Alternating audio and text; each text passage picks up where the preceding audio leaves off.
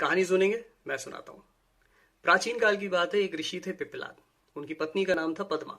ऋषि जितने बड़े तपस्वी थे, उनकी पत्नी उतनी ही बड़ी पतिव्रता थी। देवी पद्मा के सतीत्व के चर्चे दूर दूर तक थे। धर्मराज ने एक बार उनकी परीक्षा लेने की ठानी।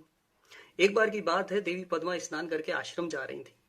धर्मराज ने एक नवयुवक राजा का रूप धरा और उनके समक्ष प्रकट हुए। उन्होंने देवी पद्मा के रूप और सौंदर्य की प्रशंसा करनी प्रारंभ कर दी।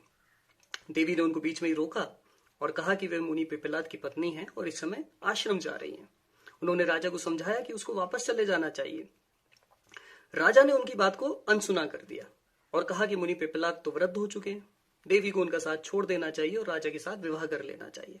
ऐसा सुनते ही देवी पद्मा क्रोध में आ गई। उन्होंने राजा को श्राप दे दिया कि उसका संपूर्ण नाश हो जाए। श्राप सुनते ही धर्मराज भयभीत हो गए और अपने असल रूप में आ गए। उन्होंने देवी को सारी बात बताई।